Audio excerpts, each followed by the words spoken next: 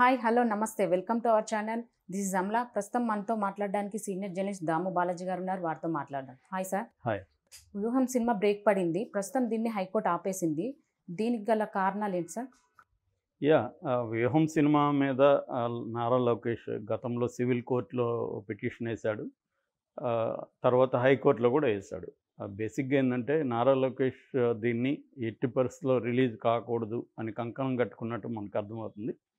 అందుకని అతను లీగల్ ప్రాసెస్ని, లీగల్ ప్రక్రియని ప్రధానంగా నమ్ముకున్నాడు. సెన్సార్ బోర్డుకి కూడా లెటర్ రాశాడు. దానివల్ల సెన్సార్ బోర్డు ఏం చేసిందంటే ఈ సినిమాని మామూలుగా అయితే సెన్సార్ బోర్డు చూసి కట్స్ చెప్తారు. ఆ కట్స్ నచ్చకపోతే ప్రొడ్యూసర్, డైరెక్టరు రివిజన్ కమిటీకి వెళ్తారు. జనరల్గా జరిగే ప్రాసెస్ అది. కానీ ఇక్కడ ఏం జరిగిందంటే సెన్సార్ బోర్డే ఈ సినిమాని మేము దీన్ని చూసి సర్టిఫై చేయలేము, మీరే దీన్ని చూడండి అని రివైజింగ్ కమిటీకి ఇది పంపించేశారు. సో రివైజింగ్ కమిటీలో నేషనల్ సెన్సార్ బోర్డు మెంబర్లు, రీజనల్ బోర్డు అంటే కన్నడ అందరూ కలిసి చూశారు దీన్ని. 10 మంది చూసి దీనికి కొన్ని కట్స్ చెప్పారు. ముఖ్యంగా స్కిల్ డెవలప్మెంట్కి సంబంధించిన ఎపిసోడ్స్ని, ఎందుకంటే అది కోర్టులో ఉంది కాబట్టి ఆ కేసుకు సంబంధించి మాట్లాడొద్దని అది కట్స్ చెప్పారు. అట్లాగే కొంత రియల్ నేమ్స్ వాడిన చోట నేమ్స్ తీసామని కూడా చెప్పారు. దానికి డైరెక్టరు, ప్రొడ్యూసర్ ఒప్పుకున్నారు. దాంతో సర్టిఫికేట్ ఇచ్చేశారు. ఇచ్చేసేసరికి Nara Lokesh censor board certificate ఇవ్వడాన్ని వ్యతిరేకిస్తూ హైకోర్టులో పిటిషన్ వేశాడు. ఆ సర్టిఫికేట్ని రద్దు చేయాలని, ఈ సినిమా రియల్ క్యారెక్టర్స్ అయిన తను, వాళ్ళ నాన్న చంద్రబాబు తెలుగుదేశం పార్టీని కించపరిచే విధంగా ఉందని, ఎన్నికల్లో తెలుగుదేశానికి దెబ్బ తగిలే విధంగా ఈ సినిమా ఉందని, అంతా కూడా లేనిపోని కట్టుకథలల్లి చంద్రబాబుని, నారా లోకేష్ని, పవన్ కళ్యాణ్ని కించపరిచే విధంగా కక్ష సాధింపు ధోరణిలో సినిమా సాగింది అని కొన్ని ఎగ్జాంపుల్స్ పెట్టారు. ఆధారాలు కూడా కోర్టుకు పెట్టారు. అందులో ప్రధానమైందంటే రామ్ గోపాల్ వర్మ గతంలో మాట్లాడిన అనేక ఇంటర్వ్యూల్లో నాకు చంద్రబాబు నచ్చడు, లోకేష్ నచ్చడు, తర్వాత పవన్ కళ్యాణ్ అతను నచ్చుతాడు కానీ అతనికి ఒక స్థిరమైన మెంటాలిటీ లేదు అనేది కూడా అతను అనేకసార్లు చెప్పాడు. రెండోది నేను జగన్ ఫ్యాన్ అని కూడా ఆయన చెప్పుకున్నాడు. కాబట్టి ఇది క్లియర్గా ఒక ఇంటెన్షన్తో తీశాడు. రెండవది, రామ్ గోపాల్ వర్మ అనేక సినిమాలు ఫ్లాప్ అయినప్పటికీ ఇలాంటి సినిమాలు మళ్ళీ మళ్ళీ తీస్తున్నాడంటే, డబ్బులు రాకపోయినా తీస్తున్నాడంటే అర్థమైందంటే దీని వెనుక వైసీపీ ఫండింగ్ ఉంది. వాళ్ళు ఫండ్ చేసి తన దగ్గర సినిమాలు తీస్తున్నారు. ఎవరైనా 1-2 సినిమాలు ఫ్లాప్ అయితే 3వ సినిమా అలాంటి పద్ధతులు తీరు, కానీ తను వరుసగా తీస్తున్నాడు అని గతంలో సినిమాలు కూడా కమ్మరాజ్యంలో కడపరెడ్లు ఇవన్నీ కూడా లక్ష్మీ ఎన్టీఆర్ వీటన్నిటిని గురించి కూడా లోకేష్ పిటిషన్లో పేర్కొన్నాడు. సో అది వాయిదా పడుతూ నిన్న 11:45 ఒక స్టార్ట్ అయింది. ఈవినింగ్ వరకు సుదీర్ఘంగా వాదనలు వినిపించారు. ఇటు లోకేష్ నుంచి ఉన్నం మురళీధర్రావు, ఉన్నం శ్రవణ్ కుమార్లు అడ్వకేట్స్గా వాళ్ళు పిటిషన్ తరఫున వాళ్ళ వాదనలు వినిపించారు. ఇది కక్ష సాధింపు చర్య, లాభం లేకపోయిన సినిమాలు తీస్తున్నారు, కావాలనే వ్యక్తులను టార్గెట్ చేసి ఆ వ్యక్తులను పోలిన, చంద్రబాబును పోలిన, పవన్ కళ్యాణ్ పోలిన, లోకేష్ను పోలిన వ్యక్తులను పెట్టి కావాలని వీళ్ళని నిజమైన వ్యక్తుల ప్రైవసీకి, వాళ్ళ వ్యక్తిగత ప్రతిష్టకు భంగం కలిగే విధంగా ఇతను తీశాడు. ఇటువంటివి తీయొద్దు, ఇటువంటి చేయొద్దని గతంలో సుప్రీంకోర్టు తీర్పులు కూడా ఉన్నాయని సుప్రీంకోర్టు తీర్పులను కూడా వీళ్ళు కోర్టులో ప్రవేశపెట్టారు. దానికి ఆపోజిట్గా ఇటు రామ్ గోపాల్ వర్మ అండ్ ప్రొడ్యూసర్ కిరణ్ తరపున ఎస్ నిరంజన్ రెడ్డి ఆర్గ్యుమెంట్స్ విధించారు.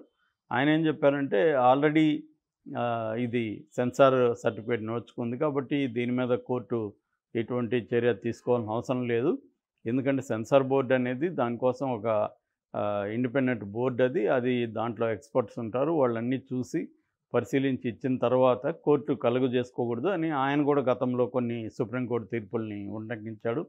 రెండోది, ఇందులో మీరు ట్రైలర్ చూసి ఒక నిర్ణయానికి రాకూడదు, సినిమా చూడాలి, సినిమా చూసి నిర్ణయానికి రావాలి తప్ప ట్రైలర్ చూసి ఆయన ఇంటర్వ్యూలో ఏం చెప్పాడు అనేది చూసి రాకూడదు. ఎవరికైనా కూడా ఫ్రీడమ్ ఆఫ్ స్పీచ్ ఉంటుంది. తను అనుకున్నవి క్రియేటివ్ రంగంలో చెప్తారు. ఇవన్నీ బయట కూడా జగన్ని సైకోని పిలుస్తున్నారు తెలుగుదేశం వాళ్ళు. తెలుగుదేశం వాళ్ళని అంతకంటే ఘోరంగా వాళ్ళు తిడుతున్నారు.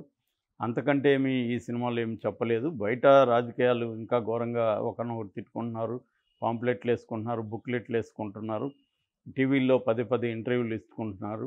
దానికంటే ఏమి ఇక్కడ ఈయన ఎక్కువ చెప్పింది ఏం లేదు. ఈవెన్ బుక్స్ కూడా వేసుకున్నారు వీళ్ళు. నారాసుర రక్త చరిత్ర అని వైసీపీ వాళ్ళు వేస్తే, జగనాసుర రక్త చరిత్రను వీళ్ళేశారు. అటువంటి ఓపెన్గా జరుగుతున్నప్పుడు సినిమాలో వ్యూహంలో చెప్తే తప్పేంటి అన్న ఆర్గ్యుమెంట్స్ని ఈయన వినిపించారు. ఇక సెన్సార్ బోర్డు తరపున అడిషనల్ ప్రాసిక్యూటర్ నరసింహ శర్మ కూడా ఆర్గ్యుమెంట్స్ వినిపించారు. ఆయన కూడా ఒకసారి సెన్సార్ సర్టిఫికేట్ ఇచ్చేసిన తర్వాత కోర్టులు కలుగు చేసుకోవద్దని అనేకసార్లు సుప్రీంకోర్టు కూడా ఈ విషయాలను చెప్పింది గతంలో. కేరళ స్టోరీ కావచ్చు, కాశ్మీర్ ఫైల్స్ వీటిలలో కూడా సుప్రీంకోర్టు ఏంటంటే ఒకసారి సెన్సార్ బోర్డు ఇచ్చినాక మేము దాంట్లో కలుగు చేసుకోలేమని చెప్పింది. ఆ రకంగా మీరు కూడా దీంట్లో కలుగు చేసుకోవద్దు అని చెప్పారు. రెండోది సెన్సార్ బోర్డు అన్ని పరిశీలించి ప్రాపర్గా ఆలోచించి కట్స్ కూడా ఇచ్చింది. ఎక్కడైతే ఈ స్కిల్ డెవలప్మెంట్ ఉందో దాన్ని తీసేయమన్నాము, అట్లాగే పేర్లు కూడా మార్చమని చెప్పాము. ఇవన్నీ జరిగిన తర్వాత ఇప్పుడు కోర్టు ఆపడం కరెక్ట్ కాదు అనేది ఆయన చెప్పారు. ఇవన్నీ వాదనలు విన్న తర్వాత రాత్రి 11:30 గంటలకి జడ్జి గారు సూర్యపల్లి నంద అని ఆయన తీర్పిచ్చారు. ఆయన ఏమన్నారంటే మధ్యంతర ఉత్తర్వుల్ని ఇచ్చారు.